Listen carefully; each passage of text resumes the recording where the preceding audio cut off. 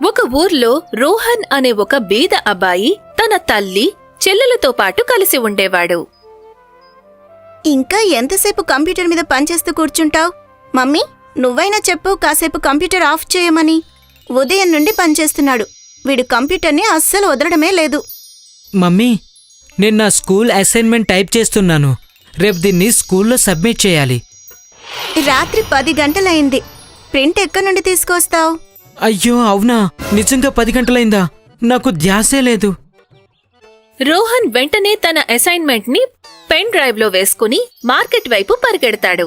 కాని అప్పటికే అన్ని దుకాణాలు మూసేస్తారు. తర్వాత రోజు ఉదయం కూడా రోహన్ ప్రింట్ తీసుకునేందుకు దుకాణాన్ని వెతుకుతూ ఉంటాడు. కాని అంత పొద్దున్నే ఏ దుకాణమూ తీసి ఉండదు.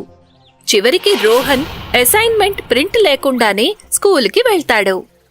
నీ అసైన్మెంట్ ఎక్కడుంది రోహన్? మేడం, నా అసైన్మెంట్ పూర్తి చేశాను, కానీ వాటి ప్రింట్ తీయలేకపోయాను. మేడం, వీడు అబద్ధం చెబుతున్నాడు. పోయినసారి కూడా వీడి అసైన్మెంట్ సబ్మిట్ చేయలేదు. నువ్వు మాట్లాడుకు గౌరవ్. మధ్యలో నిన్నిలా ఎవరు మాట్లాడమన్నారు చెప్పు. రోహన్, ఒకవేళ నువ్వు అసైన్మెంట్ సబ్మిట్ చేయలేదనుకో, నీకు సోషల్ సైన్స్లో 0 మార్కులు వేస్తాను. రోహన్ తన ఇంటికి వెళ్తూ ఉండగా తన క్లాస్లో ఉండే గౌరవ్ అతన్ని ఏడిపిస్తూ ఉంటాడు. ఏ రోహన్, ఫెయిల్ అవుతున్నావు కదా? సోషల్ సైన్స్లో 0 మార్కులు వేస్తారంది కదా. ఇప్పుడు ఎలా అనిపిస్తుంది నీకు? పాపం బేదవాడు, ఇంట్లో ప్రింటర్ కూడా లేదు. రోహన్ ఆ రోజు ఏడుస్తూ ఇంటికి వెళ్లి తన తల్లితో ఇలా అంటాడు. ఎంతో కష్టపడి నేను మీ ఇద్దరి కోసం రూపాయి కూడబెట్టి ఈ కంప్యూటర్ కొన్నాను. ఇప్పుడు ప్రింటర్కైతే నా దగ్గర డబ్బులు లేవురా. మీరెందుకు అర్థం చేసుకోరు? మనం బీదవాళ్లం. మనం ప్రింటర్ ఎక్కడి నుండి కొనగలం చెప్పు? మీ నాన్న మనల్ని ఇలా ఒంటరిగా వదిలేసి వెళ్ళిపోయారు. మీరిద్దరూ ఎప్పుడైనా ఆలోచించారా మనం ఏమైపోతామోనని? తర్వాతి రోజు రోహన్ స్కూల్కి వెళ్తూ ఉండగా దారిలో అతనికి మళ్లీ గౌరవ్ కలుస్తాడు. ఏ రోహన్, దీన్ని చూడు. మా ఇంట్లో కలర్ ప్రింటర్ ఉంది. నేను స్పైడర్ మ్యాన్ ఫోటో ప్రింట్ చేశాను. నువ్వు ఒకసారి చూసి ఎలా ఉందో చెప్పు. నువ్వు నాతో మాట్లాడుకు. నాకు నీతో మాట్లాడాలని లేదు. ఏంటేంటి నువ్వు మాట్లాడేది? మీ నాన్నగారు వద్దన్నారా ఏంటి? ఓహో, నేను మర్చిపోయాను. మీ నాన్న నువ్వు చిన్నగా ఉన్నప్పుడే మిమ్మల్ని వదిలేసి పారిపోయాడు కదా.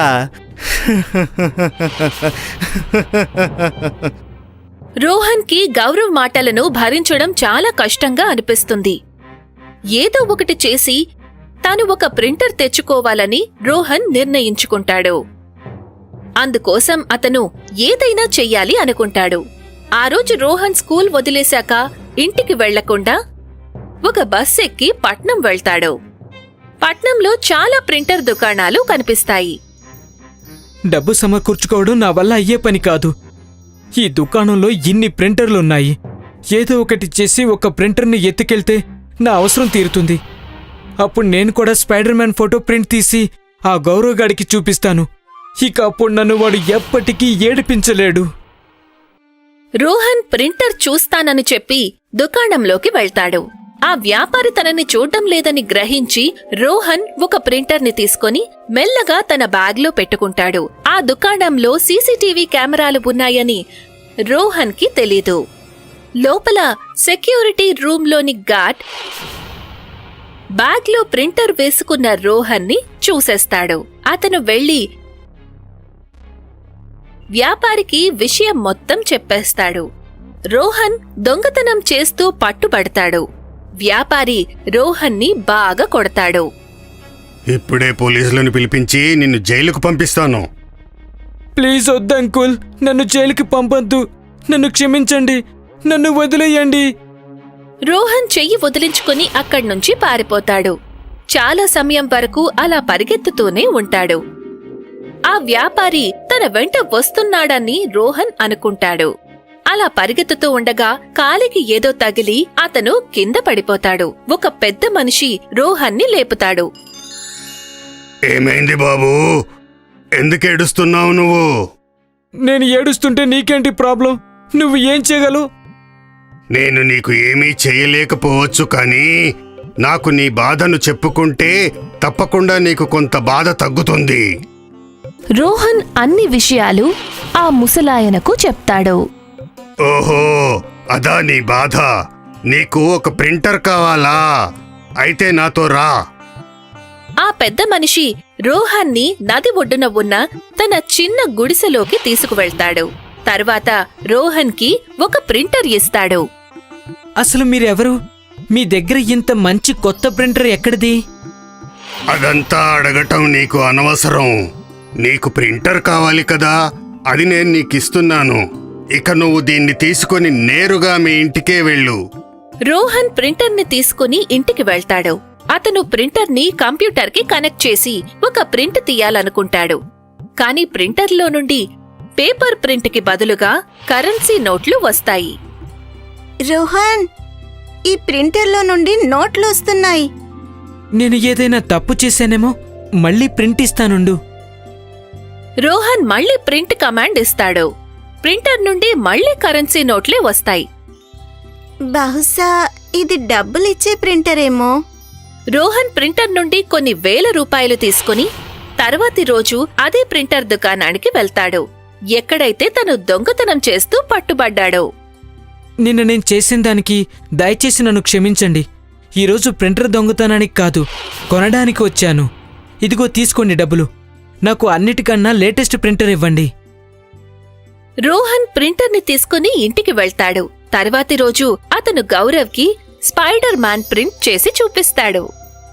దీన్ని చూడు గౌరవ్, బహుశా నీ దగ్గర ప్రింటర్ క్వాలిటీ కూడా ఎంత బాగుండదేమో నా ప్రింటర్ క్వాలిటీ లాగా. గౌరవ్ రోహన్ ముఖం చూస్తూ ఉండిపోతాడు. ఈ గరీబోడి దగ్గరికి ఇంత ఖరీదైన ప్రింటర్ ఎలా వచ్చింది? ఆ రోజు స్కూల్ వదిలేశాక గౌరవ్ రోహన్ని రహస్యంగా ఫాలో అవుతాడు. రోహన్ ఇంటి వెనక దాక్కుని ఇంట్లో నుండి వచ్చే అన్ని మాటలను వింటూ ఉంటాడు.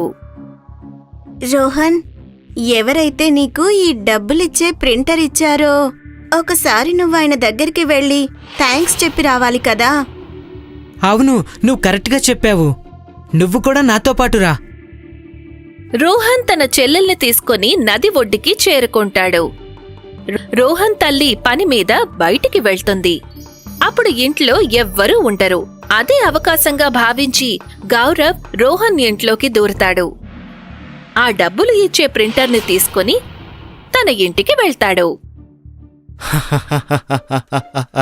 ఇప్పుడు నేను బోల్డ్ అని నోట్లను ప్రింట్ చేస్తాను. 1,00,000 రూపాయల మొబైల్ ఫోన్ కొనుక్కుంటాను, 3D టీవీ కొనుక్కుంటాను, నాకొక బుల్లెట్ మోటార్ సైకిల్ని కొనుక్కుంటాను, రకరకాల కలజోళ్ళు కొనుక్కుంటాను, ఫుల్గా ఎంజాయ్ చేస్తాను. ఎందుకంటే నాకు డబ్బు గురించి భయమే లేదు. గౌరవ్ అలా డబ్బు ప్రింట్ చేసే ప్రింటర్కి కమాండ్ ఇస్తాడు. కానీ ప్రింటర్ నుండి డబ్బులు రాకుండా అందులో నుండి చాలా సూదులు బయటికి వచ్చి గౌరవ్ వైపు వస్తూ ఉంటాయి. అయ్యో, కాపాడండి! ఎవరైనా కాపాడండి! ఎవరైనా కాపాడండి! ఎవరైనా కాపాడండి! సూదులు అన్నీ గౌరవ్ మీదకి వచ్చి గుచ్చుకుంటాయి. ఎవరైనా కాపాడండి! ఎవరైనా కాపాడండి! ఎవరైనా కాపాడండి!